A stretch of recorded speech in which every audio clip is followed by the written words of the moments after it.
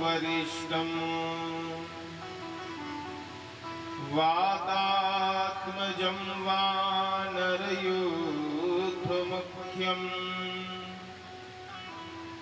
श्रीरामदूतं शरणं प्रपद्ये। श्रीकृष्णाय वासुदेवाय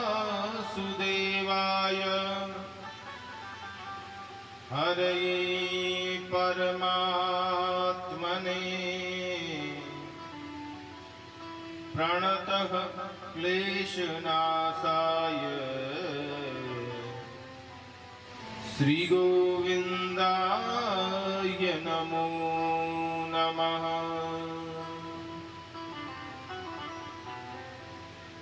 श्री राधा चरण पखारिके तो केवट वही ब्रजराज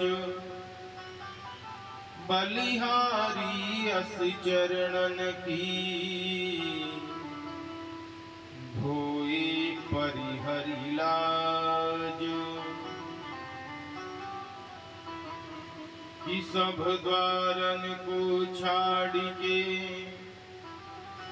मैं आयो तेरे द्वार।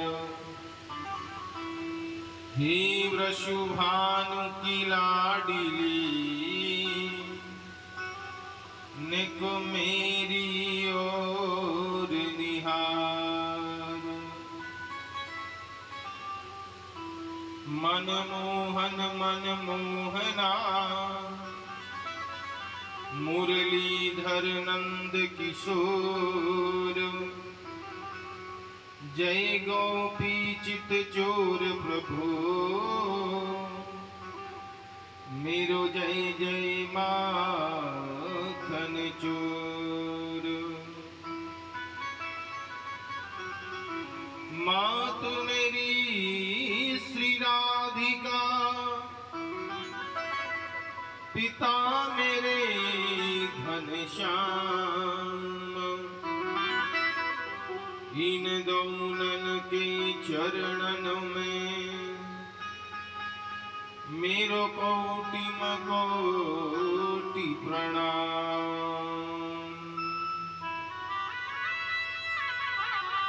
मेरो कोटि प्रणाम।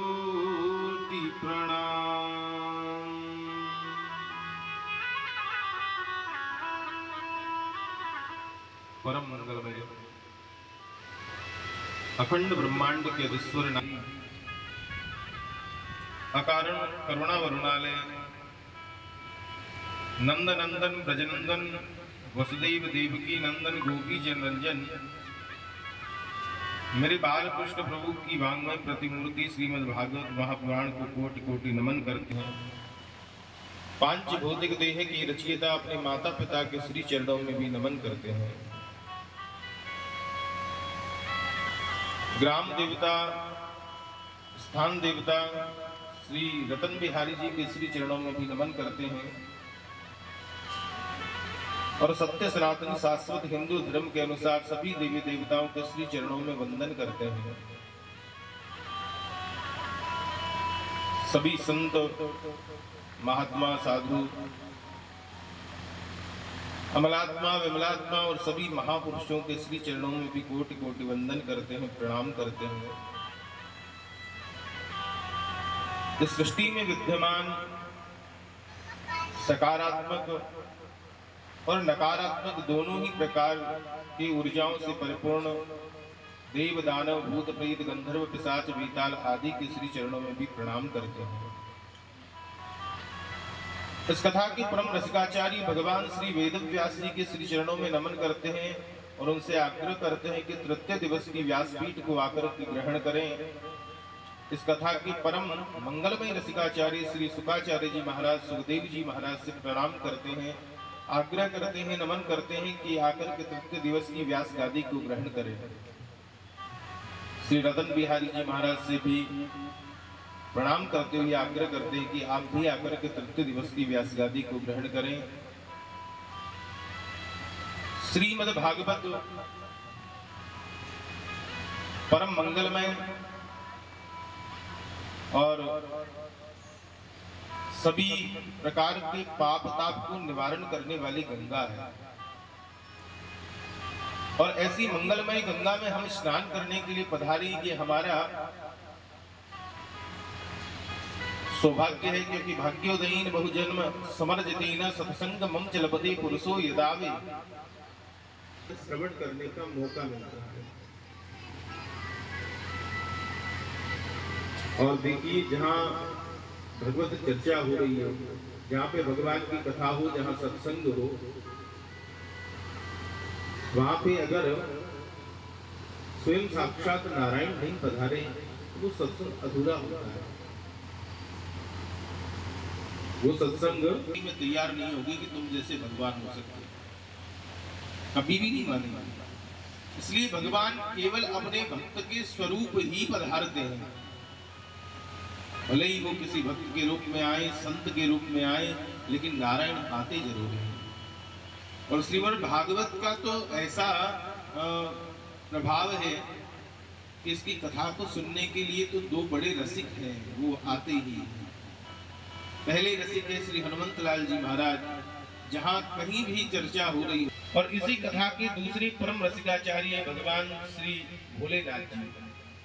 भगवान फिर चाहे वो अर्थ से संबंधित हो अथवा किसी भी प्रकार का शोक हो, ताप हो, ऐसी कोई दुनिया की समस्या नहीं जिसका निवारण श्रीमद् भागवत में नहीं। अभी कुछ वर्षों पूर्व विश्व बैंक के कुछ कर्मचारी जो हमारे भारत पधारे थे, तो उन्होंने शंकराचार्य जी महाराज से अनुरोध किया कि विश्व बैंक की जो अर्थव्यवस्था है वो बड़ी गड़बड़ा रही है, तो ये अर्थव्यवस्था पुनः सुचारू रूप से चालू रहे, ऐसी कोई व्यवस्था अगर आपके धर्म ग्रंथों में है तो बताने का कष्ट करें। और जब शंकराचार्य जी ने श्रीमद् भागवत में से उस अर्थव्यवस्था के निरूपण का सिद्धांत निकाल करके दिया, तो विश्व बैंक के कर्मचारी भी उनको नमन करने के लिए विवश हो गए।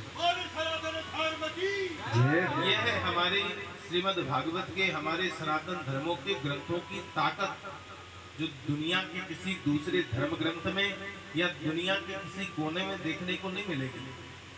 केवल केवल इस सनातन धर्म में है।